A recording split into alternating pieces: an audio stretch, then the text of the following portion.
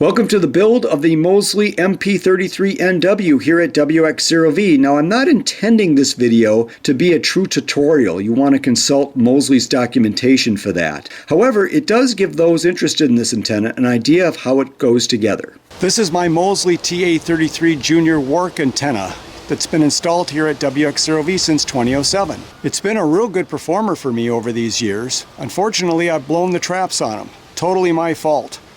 Some aggressive use of the amplifier did them in. That said, instead of replacing the traps, I decided to go with a different antenna. I'm going with the Mosley MP-33-NW, which is virtually the same antenna, but a higher power version of it. This is the start of the build. This is the box containing the Mosley MP-33-NW. It is just over 7 feet long and weighs about 40 pounds. I enjoy unboxing videos, but that's not going to happen here, unfortunately. What instead I'm going to do is a parts manifest and make sure all the parts are here. Mosley mentions this in the instructions, but if you're missing one of the elements, check one of the other tubes. It's probably there. On the MP-33-NW and the TA33 Junior Work, Mosley color codes the elements. Here's the green elements. Here's the blue. I also have a red and a yellow. It took some time, but the parts manifest is complete and all items are here. What I find useful in projects such as this is to make a photocopy of the instructions. That way, if it gets written on or torn or beat up or what have you, you still have the original. During this video, you're going to hear me mentioning Penetrox, or Mosley's anti-corrosion compound. It's very important you use it, because if you don't, you could get burned, and that's what happened to me. Now, I'm definitely a fan of Penetrox, definitely a fan of it. I used it on my TA33 Junior all throughout the build, and every element came apart easily 15 years later.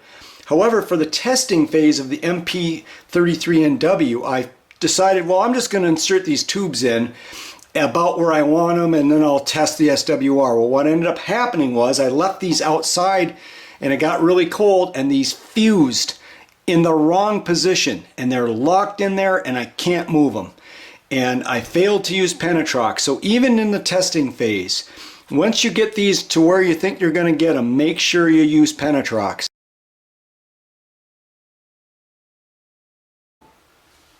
We're going to take 4 of part number 13, the U-bolts, and we're going to slide them into part number 21, the mass plate, in this direction. What these will ultimately do is hold the boom to the mass plate. Now we're going to take 2 more of part number 13. We're going to go the perpendicular and in the opposite direction. We're going to slide those into these drill holes on the mass plate. And ultimately what these will do is hold the mass plate and the antenna itself to the mast. Now we're going to secure these with part number 14, the lock washers, and part number 15, the nut. Part number 11, the clamping blocks, put those on the side right now. We'll reintroduce those in a little bit. But this is part number 22, and this is one half of the boom, and Mosley's color coding is in action here. Here's a yellow band, and that's going to be the location where the reflector is going to go. Cruising down part number 22, we see this red stripe here. That's where the red radiating element will be attached to. And down here at the black, and that's the part where the 2 boom pieces will meet each other, right here. This is part number 23. And we see this green band, and that's where the director will go. Continuing down the length of part number 23, and we will see this blue band. That's where the blue radiating element will go. And of course, here's the black band indicating the area where the 2 boom pieces will meet. And they meet courtesy of part number 24, which is the joining piece. Here is part number 24 with the corresponding screw hole that mates with part number 22. And of course, I would put Penetrox on this before the final build. And we grab part number 22 and we slide that in until the screw holes meet right there, and then we put the number 37 screw in right at that location. The next step is to apply Penetrox to the exposed section of part 24, and then grab the other half of the boom, part 23, and slide it right over part 24. And then make sure parts 22 and 23, both sections of the boom, are square up against each other. Slide the boom between each one of the 4 U-bolts off the mast plate, making sure the 2 black bands indicating the center of the boom are at the center of the mast plate. Once that's done, we'll reintroduce part number 11, the clamping blocks, and we will put those in with the curved side facing the boom on each one of the 4 U-bolts. Tighten the nuts and the boom assembly is ready. Here is the nearly completed boom, and I put the part number 37 screw in it, and I did apply Penetrox to both sides of the joining piece. And you can see the number 11 clamping blocks are all in place. I used a 7/16 socket set to tighten these. Don't go crazy, because remember, this is aluminum. So just get them good and snug. The lock washers there and the nuts will do their job, and the U-bolts, everything will do its job here. Just get it good and snug, but don't go crazy on it. And I said nearly completed boom. This is part 18, which are the end caps, and of course there's 2 of them. I'm not real excited about them because on my TA-33 Junior work they fell off right away. Your mileage may vary, and I may try something a little bit different to try to get these to stay, but I don't know if it's necessarily all that critical. We'll start with part number 16, which is the 72-inch stiffener. Note the yellow band in the center of the tube denoting the reflector, and there's drill holes on 2 different sides. We're moving on to part 17, which is a 72-inch aluminum tube, and we have 2 of those.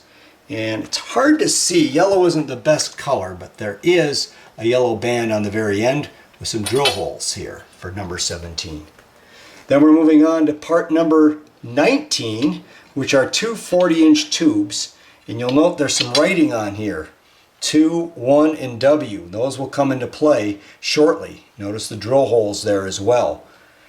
Both parts number 19 feature those. And finally, part number 20, 2 of those, we have a couple of traps. And again, difficult to see, but you can spot the yellow banding on each one of the traps. The reflector build begins with part 16, the 72-inch stiffener, and we're going to insert part 17 into part 16 up until the drill hole. Do not go past the center gold line, and make sure the drill holes line up. But there's a little bit more of a trick to it than that. Both tubes of part number 17 have a drill hole on the end. Make sure that when you insert them into part 16, they are both facing the same direction, as that will eventually allow the traps to be installed correctly. Before installing part 17, apply Penetrox to the end, and then just slide it into part 16. Part 17 is now properly slid into part 16, with the other part 17 shown here for reference. I found this addendum part of the instructions regarding the reflector to be somewhat confusing, so I called Mosley, and here's what the answer is. This is part 19, which inserts into part 17. There are 3 drill holes here, one marked with a 2, one marked with a 1, and one marked with a W. Mosley said if you're using the MP-33-NW as the work model, with including the rotating dipole for 12 and 17 meters, to use W only. So that's where we're going to set this. Speaking of part 19, here it is sliding now into part 17, leading with the yellow band. The bands always point towards the boom, and we want to ignore markings 1 and 2 here. We want to just focus on marking W here. Lining up the screw hole right there, and we always want the screw holes to face the same direction. Eventually they will all point downward. Now we're going to take part 20, which is the trap, which we'll see that here in a moment, and slide that into part 19. We see the yellow band right here, and we're going to line up the screw holes so they're matched. There we go, right there, and we're going to use a part number 9 screw right there. And note this, as I slide the trap into view, all the drain holes are in the same direction, facing the same direction as the screw holes. Here's part number 20, the trap for the reflector, one of the traps, into part 19, and using part number 9, the screw. You can't see the penetrox, but I did apply penetrox to this section as well. The end caps of the traps are likely already installed by Mosley, so that's one less thing to do in the build. We finish off the reflector by adding part number 13, a U-bolt, as well as parts 14 and 15, lock washers and nuts to secure it.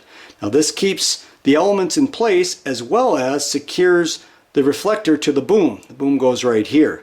Now it's important to keep the U-shaped part of the U-bolt in the same direction as the drill holes. We want this all facing downward, with the open end of the U-bolts facing upward. In case you're wondering why I do not show more wide-angle views of the build, it's simple. You lose the details. You can't see parts 13, 14, and 15 in this shot, but you can now. The build of the Director features just a handful of parts, and it's the easiest element to assemble. We'll start first with part number 25, the 72-inch stiffener. Notice the green band indicating the Director. There's 2 holes drilled on either side of the center line. Next is part number 26. You get 2 of those, and these are 72-inch tubes. And note the green band on the end. You also see green bands on part number 27, and there's 2 of those, and those are the traps for the Director. Finally, we have part 13, a U-bolt, parts 14 and 15 for the lock washers and nuts, and there's 4 of part number 9, which is a screw. After applying penetrox to part number 26, we're going to slide it into part 25, leading with the green band and the drill hole. Slide part 26 into part 25 until you reach the first drill hole, and make sure the drill holes meet. Do not go past the center line. For reference, here's the other part 26 at the correct length. Now we'll take the other part 26 and slide it into part 25, doing the same thing, making sure the drill holes match. However, there's something else that is critical. Both part 26s have a drill hole in the very end, and that's where you're going to insert the trap. These must be facing downward, so make sure when you insert both of these pieces, before you secure everything, make sure they're both facing downward, or at least in the same direction. With both sections of part 26 now properly inserted into part 25 and the screw holes in the same direction, now we will add part 13, this U-bolt, and secure it with parts 14 and 15, the lock washer and the nut. Make sure the U side of the U-bolt is in the same direction as the screw holes on the ends of part 26. So basically all these will be facing downward, with the open end of the U-bolt facing upward. Now time to install the traps, and of course with all the traps in this install, the drain holes go downward when the antenna is installed. However, I'm showing them in the upward position for video purposes only. We will take part number 27, the trap, and we'll notice there's 2 color bands, just like on the radiator. You have to decide whether or not you're going to be using level 1 for CW or position 2 for phone. You want these to be the exact same as they are on the radiator. Of course, after applying penetrox, we will slide that into part number 26, making sure that the drill hole lines up with either 1 or 2. Just like on the reflector, the Director has the caps already installed on the trap element. Here are the reflector and Director in their fully assembled state. Not a major concern, but a quick continuity test between elements is not a bad idea. That one's good. Building the front radiator assembly. Color code is blue. We're going to start with the element support, which is part number 1. We're also going to introduce these insulators, part number 2, these screws, part 3, and these lock washers, part 4. The insulators mount onto the element support at the very end and then towards the center. Now the very center holes are for U-bolts, which will hold the radiator to the boom. That task goes pretty quick, so now it's time to add some aluminum tubing. Here are the tubular elements to build the blue radiator. We're going to start with two of part number 6, which are 72 inches long. And we have two of part number 7, which are 36 inches long. We have two of part number 8A, which are 32 inches long. And then we've got two traps denoted by the blue band. The radiating element, both the blue and the red, use much larger traps. You can see they're about double or so in size of the TA-33 Junior work, and thus the higher power handling. Before continuing with the build of the radiators, we need to discuss the difference between the blue and the red, and also touch base on the differences between the MP-33N and the TA-33 Junior work. On the MP-33N, the work model, the front-driven element or radiator is blue, and it covers 20, 15, and 10 meters. The rear-driven element, this one right here, the back radiator, is red, and that covers the work bands of 12 and 17. Now the color code is opposite on the TA-33 Junior work model. In that case, the front radiator is red and covers 15, 20, and 10, and the back radiator is blue and covers 12 and 17. We're building the MP-33N, so we're going to be putting this in the front and this in the back. For the radiator build section of this video, I'm going to focus on the blue. Since the red and the blue are almost identical, there are some differences which I will cover, but we're going to start with the blue.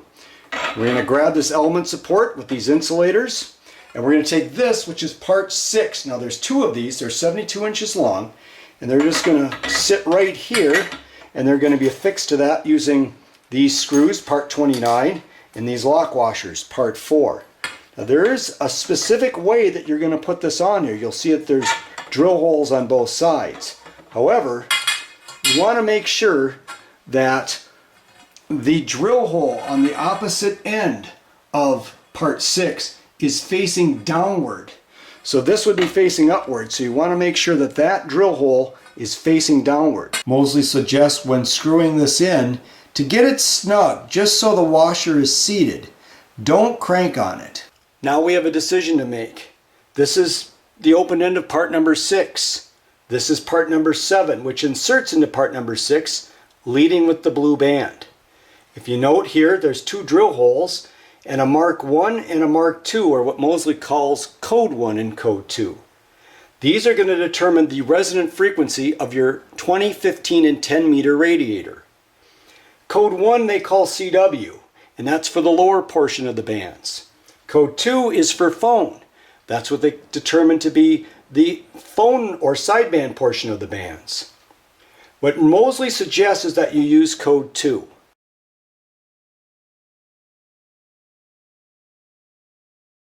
Time now to install the trap, which is part number 8, and that inserts into part number 7 and is fastened there by part number 37, this screw.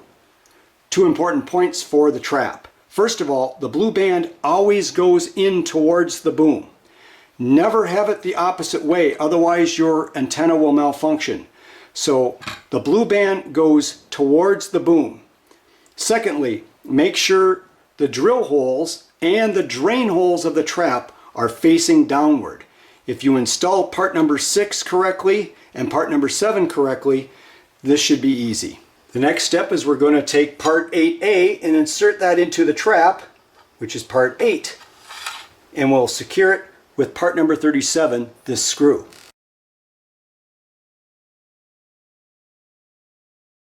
Since Penetrox is so gnarly, I usually just put it on a business card like that. Make sure you have plenty of paper towels handy too. And then I'm just gonna, the overlapping ends is where they want this, and it doesn't have to go on real thick. Now I already scraped this with a fine grit sand paper, or sanding block there, I guess that is. And it doesn't have to be that much. Okay.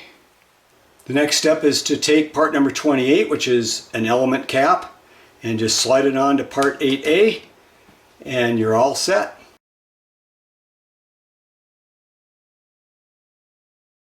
At this point, we're going to bring in part number 47. There's a pair of them, and they are the phasing lines. And these are actually going to attach between the blue radiator and the yet-to-be-built red radiator. Now these point in towards the center, and this is where your feed point is going to be. We're going to attach the blue banded part of the phasing line to part number 6, the aluminum tube, using part 29, the screw, and part 4, the lock washer.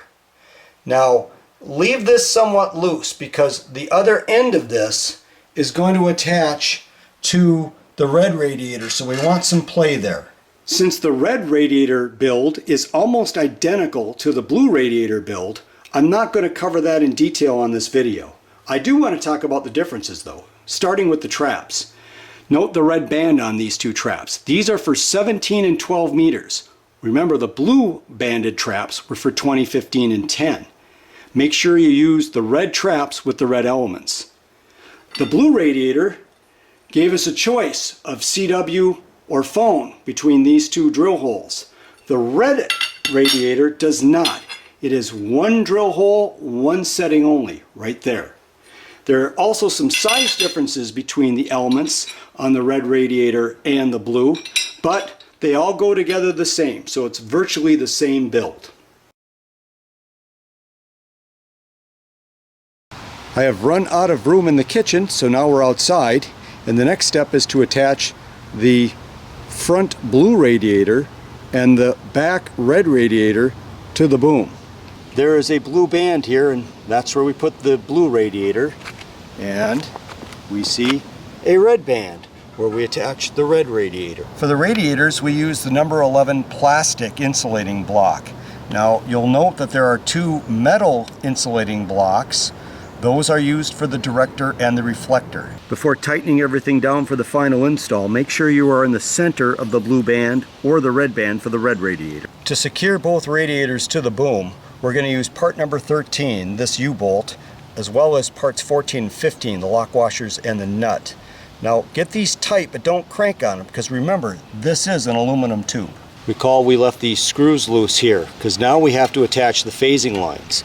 And the phasing lines run from the blue radiator over here towards the red radiator, and they're bent in towards each other, and this is your feed point. This is where your coax is going to attach to. So now we'll attach these. Very important to apply Penetrox to this screw, because if you don't and you try to disassemble this antenna 15 years later, this will not come out. Make sure both radiators and the director and reflector are all level with each other. Time to attach the director to the boom. We see the green bands. We'll line those up right in the center, and we will use a number 12 aluminum clapping block versus the plastic ones used on the radiators. And then we will finish it off with the number 13 U-bolt, number 14, and number 15 lock, washers, and nuts. We'll do the same procedure with the reflector. Of note, of the number 12 clamping block, here shown with the reflector, with the yellow band, it goes between the element and the boom. Medic. On the radiators, these hole plugs that are supposed to go in here, these things just don't work. Mosley doesn't make these, they buy them, and they're not good. So I went to a big box store and got these, and these are 7/8 inch, and they slide right in, good and snug. That ain't going anywhere. Alright, I'm officially giving up on these 1¼ inch cap plugs for the boom. They're just useless. That said, I went online and found these 1¼ inch plugs, and these have kind of a deeper based or a recessed area, and they're a little bit of a tight fit, a little bit of a snug fit, but they do stay, and these work infinitely better than the other ones. So maybe Mosley could source these, and I'd rather pay $10 or $15 more for this beam and get these than use those crappy ones that Mosley sends with them. See, look at that, huh? Beautiful. Let's discuss the mast plate as far as where it goes on the boom. Now we already know it goes in the center. This is the boom itself, but it also goes in a specific spot. Now we see the blue radiator and the red radiator here. The director would be here, it's not shown. The reflector would be up here, it's also not shown. The mast plate needs to be mounted so the mast is on the right hand side. In fact, we want the mast plate to be on the right hand side of the boom. Here's a visual representation of that, just like in the drawing, although this time I'm showing you the actual director right here with the green band. The next element is the blue radiator right here. Past that is the red radiating element. In between them, if you notice on the right-hand side of the boom, there's the mounting plate. Mosley supplies U-bolts to mount the antenna mast to the plate and to the antenna itself. However, they were too small for my mast, so they do have drill holes for the next larger size, so I went and got some stainless steel ones and we'll be using those. The only parts that are remaining are these two insulator blocks, part number 11, which will affix the antenna to the mast, and then we have parts 10, 44, 45, and 46, which is the termination of your coax to the phasing lines of the antenna. The MP-33-NW takes a direct coaxial feed, so you have to do the split coax thing. There's no PL259 or SO239 to work with. If you're using LMR 400, good luck. I chose Messi and Poloni's HyperFlex 10, and that seemed to work pretty well. Here's our diagram again to discuss the feed point and how the coax connects to it. Here's the front blue radiator, here's the rear red radiator. Here are our phasing lines in between. The inside or hot lead of the coax goes on the left-hand side or on the phasing line away from the mast. Here's the mast and the mast plate over here. The outside braid or negative lead of the coax goes on the right-hand side towards the mast. I dolloped a little red paint on the phasing line that has the inner or hot lead of the coax. Before I close the video, a quick note about safety, which should be your #1 priority during a build such as this. Make sure all dangerous situations, particularly power lines, are well away from the build, transportation, or installation area. Remember, electricity happens fast. Whoa! Holy shit! This completes the build of the Mosley MP-33-NW. Thank you very much for watching in 73 from Whiskey X-Ray 0 Victoria.